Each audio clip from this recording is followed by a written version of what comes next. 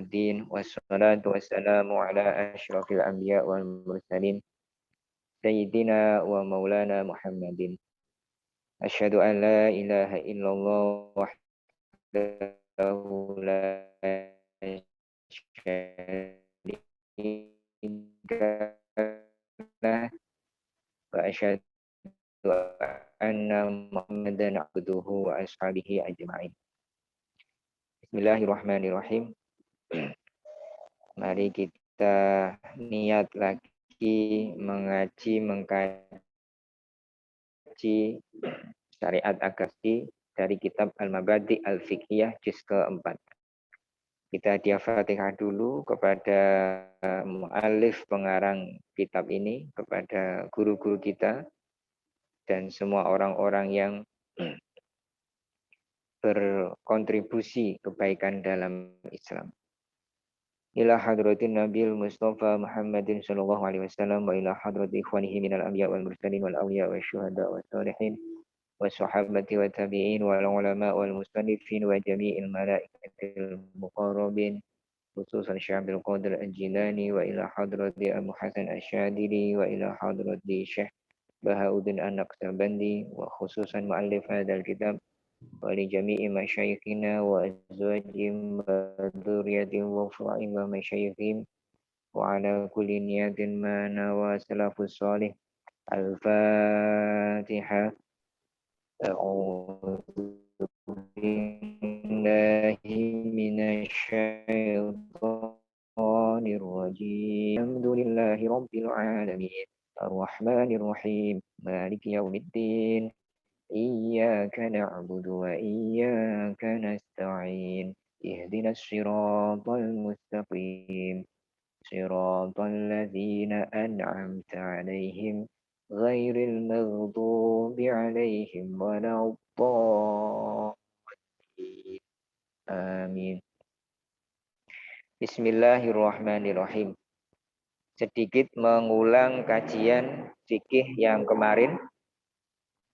Surutu sihatis sholat. Syarat sahnya sholat. Syarat sahnya sholat yaitu sucinya badan, sucinya pakaian, sucinya tempat.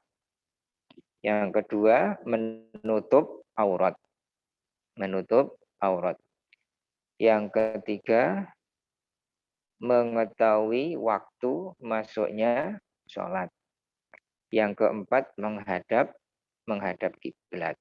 Itu syarat sahnya sholat.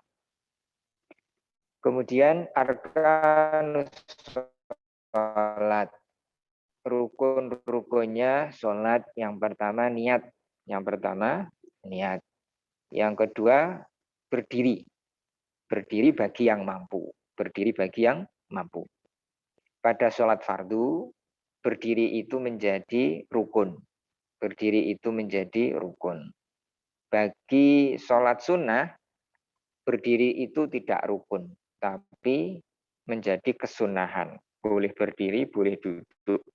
Itu bagi sholat sunnah. Kalau sholat fardu, berdiri itu bagian dari rukun. Kemudian yang ketiga, rukun yang ketiga yaitu takbiratul ihram. Takbiratul ihram dengan disuarakan.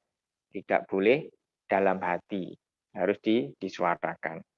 Yang keempat, rukun yang keempat yaitu membaca Al-Fatihah. Membaca Al-Fatihah disertai membaca basmalah. Menurut Syafi'i. Yang kelima, rukuk dengan tumak ninah. Yang keenam, iktidal dengan tumak ninah. Yang ketujuh, sujud dengan tumak ninah. Yang kedelapan, duduk di antara dua sujud dengan tumak ninah. Kemudian yang kesembilan, tasyahud akhir. Ya, tasyahud akhir, membaca sholawat Nabi. Kemudian yang terakhir, taslim. At-taslimul ula.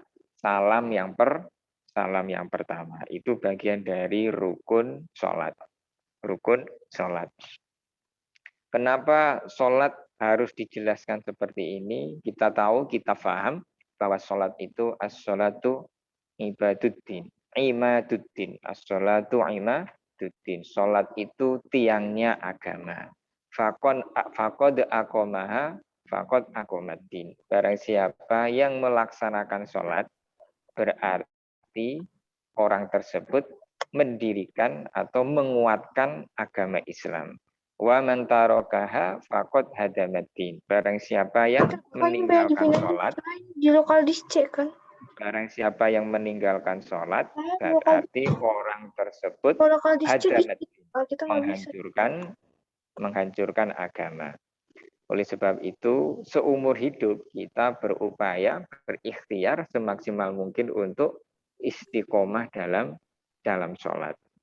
Banyak sekali orang-orang yang dulunya ketika remaja masih aktif sholat, kemudian tahu-tahu menjelang pernikahan atau sudah punya anak atau sudah punya keluarga, kesibukan dan lain sebagainya, akhirnya teledor, akhirnya abai, sehingga dengan alasan repot, dengan alasan sibuk, kemudian sudah tidak sholat lagi. Perlu diketahui, sholat itu semua nabi, semua rasul itu punya kewajiban sholat. Semua nabi, semua rasul itu punya kewajiban sholat. Mulai Nabi Adam sampai Nabi Muhammad SAW itu punya ibadah yang namanya sholat. Jadi kalau Nabi Adam sholat, ya sesuai syariatnya Nabi Adam. Nabi Idris sholat sesuai syariatnya Nabi Idris. Jumlahnya berapa, rokaatnya bagaimana, dan tata caranya bagaimana, itu tidak dijelaskan dalam syariat agama, syariat Nabi Muhammad SAW. Yang jelas seluruh nabi, seluruh rasul itu punya agenda ibadah berupa sholat. Karena sholat ini kemarin sudah dijelaskan secara bahasa yaitu doa, kalau secara syar'i yaitu ibadah yang diawali dengan takbiratul ihram, ditutup dengan bacaan salam. Nah, kita masih terikat dengan pembahasan sholat. Dulu ketika Rasulullah Mi'raj, Isra Mi'raj, masyhur ceritanya, Rasulullah mendapatkan perintah sholat sebanyak 50 waktu. Ya, 50 waktu. Bukan 50 kali, tapi 50 waktu. Kemudian dinego sampai akhirnya menjadi 5 waktu. Nah, sholat 5 waktu itu statusnya, pahalanya sama dengan sholat yang diperintahkan Allah pertama kali, yaitu 50 waktu. Jadi kalau kita sholat 5 waktu, itu sama dengan mendapatkan pahala sholat 50 waktu. Karena perintahnya awal yaitu 50 waktu. Karena dinego, siapa yang menego? Nabi Muhammad atas ide siapa? Atas idenya Nabi Musa. Jadi Nabi Musa itu nabi yang apa ya? Agak nakal gitu ya. Agak nakal, tapi nakalnya itu nakal cerdas. Nakalnya itu nakal cerdas. Ya, menganggap bahwa umatmu tidak mampu kalau sholat 50 waktu. Nego 5, nego lagi turun 5, dan seterusnya sampai 5 waktu. Selesai perintah sholat 5 waktu, Rasulullah belum tahu caranya bagaimana, rokaatnya bagaimana, bacaannya bagaimana, belum tahu. Ketika kembali ke bumi, Rasulullah Shallallahu Alaihi Wasallam diajari sholat 5 waktu itu di samping Ka'bah. Ya. Diajari sholat 5 waktu itu di samping Ka'bah. Siapa yang mengajari? Yaitu Jibril. Tempat pengajaran sholat fardu 5 waktu oleh Jibril itu di samping pintu Ka'bah. Di samping pintu Ka'bah. Nah, sekarang nanti setelah ini sampean bisa memperhatikan Ka'bah. Di samping pintu Ka'bah, di bagian bawah kiri atau kanan, itu ada batu yang berwarna kecoklat-coklatan. Batu yang berwarna kecoklat-coklatan. Nah, di depan batu itulah dulu tempatnya Nabi Muhammad SAW diajari sholat oleh Jibril. Jadi kalau sudah waktunya sholat subuh, Jibril mengantar, mengajari, di situ tempatnya. Sholat duhur juga di situ. Rasulullah diajari sholat duhur. Sholat asar juga di situ. Sholat maghrib juga di situ. Sholat isya juga di situ. Jadi pengajaran sholatnya itu sesuai waktunya. Sesuai waktunya. Enggak langsung 5 waktu diajarkan satu tempat, satu waktu, tidak. Tapi disesuaikan dengan waktunya. Kalau waktunya sholat subuh, kapan? Ya setelah terbitnya fajar sodik sampai sebelum terbitnya matahari. Duhur kapan? Ada waktunya. Nanti dibahas waktu-waktu sholat duhur. Itu yang mengajari yaitu Jibril. Pertanyaan yang berikutnya, ketika Rasulullah Shallallahu Alaihi Wasallam sebelum mi'raj, berarti belum ada sholat fardu, belum ada sholat 5 waktu. Ibadah apa yang dilakukan oleh Rasulullah Shallallahu Alaihi Wasallam? Rasulullah dalam riwayat itu nanti masuk pada kajian sirah nabawiyah. Ini saya singgung karena hubungannya dengan bab fikih, bab salat. Waktu itu Rasulullah sudah melaksanakan sholat, yaitu sholat ala millati Ismail wa Ibrahim. Rasulullah Muhammad SAW sudah melakukan sholatnya menyesuaikan, mengikuti syariat Nabi Ismail, mengikuti syariatnya Nabi Ibrahim. Kok bisa tahu Nabi Muhammad dari syariatnya Nabi Ismail dan Ibrahim? Karena memang Rasulullah adalah keturunannya Nabi Ismail dan Nabi Ibrahim. Dan yang pertama kali mengajari beliau tentang sholat ala Ismail dan ala Ibrahim, yaitu kakeknya Rasulullah. Siapa nama kakeknya? Ayahnya bernama Abdullah, kemudian kakeknya bernama Abdul Muthalib. Jadi yang mengajari sholatnya Rasulullah sejak kecil, sejak remaja sampai dewasa, sampai menerima wahyu, ya, sampai akhirnya turun sholat fardu, ya, sholat sebelum sholat fardu itu mengikuti sholatnya Nabi Ismail dan Nabi Ibrahim. Nah, sholatnya Nabi Ismail dan Nabi Ibrahim yang selalu dilakukan oleh Rasulullah yaitu sholat malam. Sholat malam. Jadi sebelum ada sholat fardu 5 waktu, Rasulullah Shallallahu Alaihi Wasallam itu punya ritual sholat khusus Nabi itu sendiri. Sholat khusus Nabi itu yaitu sholat tahajud, yaitu sholat tahajud, sholat malam.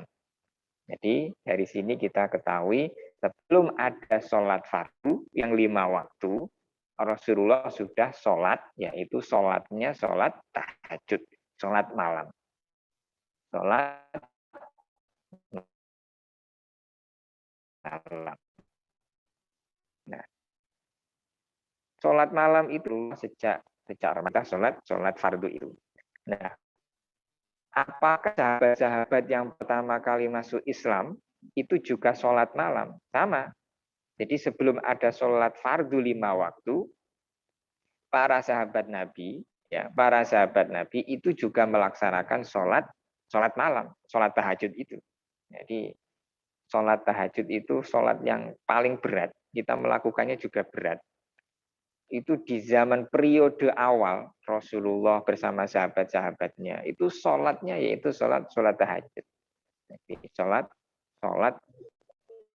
yang didahului dengan tidur dulu, kemudian bangun baru sholat. Dan itu salam 2 rakaat salam sampai suka-suka Rasulullah Shallallahu Alaihi Wasallam. Yang masyhur Rasulullah Shallallahu Alaihi Wasallam itu seringkali sholat tahajudnya ada yang mengatakan 9 rakaat, ada yang mengatakan 12 rakaat, ya, dengan cara 2 rakaat salam dan banyak versinya. Jadi ketika beberapa sahabat sholat membersamai Rasulullah, kadang Rasulullah sholatnya dengan sahabat itu berbeda jumlahnya dengan sahabat yang lain. Itu sholat tahajud. Nah, ketika sholat fardu sudah disyariatkan, maka status sholat tahajud tidak lagi wajib, tapi statusnya menjadi sunnah muakkad. Sunnah yang sangat dianjurkan. Maka dari sini kita upayakan dalam satu pekan, usahakan ada satu malam yang kita harus doa, harus bangun, harus melakukan sholat tahajud. Syukur tiap malam baik. Kalaupun tidak bisa tiap malam, usahakan dalam satu pekan jangan ditinggalkan. Entah 2 malam, entah 3 malam, entah 1 malam, usahakan sholat tahajud. Karena sholat tahajud itu faedahnya, manfaatnya, fadilahnya, keutamaannya banyak sekali. Nanti akan ada pembahasan sendiri tentang sholat tahajud. Itu yang pertama. Yang berikutnya, kenapa ada istilah sholat subuh, ada istilah sholat duhur, ada istilah sholat asar, ada istilah sholat maghrib dan isya, dan kenapa jumlahnya 2, 4, dan 3, ini dalam satu riwayat dijelaskan. Sholat subuh itu, ini mungkin sudah pernah saya terangkan, saya ulang lagi. Sholat subuh itu mengambil dari syariatnya Nabi Adam alaihissalam. Sholat subuh itu mengambil dari syariatnya, sholatnya Nabi Adam alaihissalam. Jadi sejarahnya ketika Nabi Adam itu turun ke bumi itu pada malam hari. Pada malam hari. Gelap gulita. Takutnya luar biasa, paniknya luar biasa, khawatirnya luar biasa karena mengalami masa atau waktu yaitu sangat gelap. Karena di surga itu nggak ada gelap. Di surga itu nggak ada kegelapan. Adanya cahaya, adanya terang, adanya yang menerangi ya, itu surga. Begitupun neraka. Neraka itu nggak ada cahaya, adanya kegelapan. Dan di dunia ini ada cahaya, juga ada kegelapan. Maka di dunia ini ada surga, juga ada neraka. Nah, ketika Nabi Adam turun ke bumi pada malam hari, itu gelapnya luar biasa. Rasulullah baru tahu kok ada tempat segelap ini. Dan sendirian lagi. Saking takutnya, saking gemetarnya, saking khawatirnya sebagai makhluk hidup yang baru dipindah tugaskan di bumi, akhirnya Nabi Adam ini melakukan ikhtiar untuk sholat. Melakukan ikhtiar yaitu sholat subuh. Nah, ketika fajar sodik muncul, fajar sodik itu fajar awal yang munculnya cahaya di ufuk timur. Nah, nanti kalau sampean sekarang subuh itu jam setengah 5-an ya, sekitar setengah 5-an. Perhatikan keluar rumah tengah 5 kalau sudah ada berkas cahaya gitu ya. Berkas cahaya itu bisa jadi itu adalah fajar sodik. Nah, itu sudah ada cahaya yang remang-remang. Sudah ada cahaya yang remang-remang. Akhirnya Nabi Adam alaihissalam sholat 2 rakaat. Kenapa sholat 2 rakaat? Sebagai bentuk wujud syukurnya Nabi Adam. Wujud syukurnya Nabi Adam karena merasa nyaman, merasa aman, merasa bahagia sudah melihat cahaya. Sudah melihat cahaya, yaitu fajar sodik. Itu sholat subuh. Jadi sholat subuh itu diambil dari syariatnya Nabi Adam. Berapa jumlah rakaatnya? 2 rakaat. Jadi Nabi Adam itu salah satu sholatnya ya sholat subuh itu 2 rakaat. Kemudian Nabi Muhammad SAW melalui Jibril diutus oleh Allah untuk melakukan sholat subuh mengikuti syariatnya Nabi Adam yang 2 rakaat tersebut. Berikutnya sholat duhur. Habis subuh duhur. Nah, sholat duhur ini mengikuti ajaran Nabi Ismail, Nabi Ibrahim. Nabi Ibrahim dan Nabi Ismail. Jadi ketika sejarah mencatat, kita paham betul ketika Nabi Ismail mau disembelih oleh Ibrahim, perintah menyembelih kepada anaknya, tahu-tahu di-cancel dan diganti dengan domba, itu waktunya yaitu ketika matahari geser sedikit ke barat. Itu menunjukkan waktu duhur. waktu zuhur. Nah, ketika perintah menyembelih Ismail itu di-cancel pada waktu zuhur, ya. Kemudian saking syukurnya Nabi Ibrahim kemudian sholat atau sujud sebanyak 4 rakaat. 4 rakaat. Nah, dari 4 rakaat sholatnya Nabi Ibrahim tersebut, kemudian Nabi Ibrahim masih terus melakukan sholat zuhur, sholat pada siang hari. Dan itu kemudian diteruskan di masanya Nabi Muhammad Shallallahu Alaihi Wasallam. Jadi Nabi Muhammad mengikuti sholatnya Nabi Ibrahim, mengambil hanya sholat zuhur. Dari peristiwa penyelamatan Ismail tidak jadi disembelih. Nah, ini syukurnya Nabi Ibrahim karena terlepas dari ujian, terlepas dari musibah penyembelihan anaknya dan diganti dengan domba tadi. Baik, itu baru subuh dan zuhur. Nanti kita sambung lagi di pertemuan berikutnya insya Allah. Silakan nanti dicatat sesuai kemampuannya dan disetorkan ke ustadzahnya masing-masing. Masih ada waktu 3 atau 4 menit ini. Kita hening sejenak, baca sholawat istighfar 17 kali, sholawat 17 kali, kemudian doa sesuai hajatnya masing-masing. Silakan.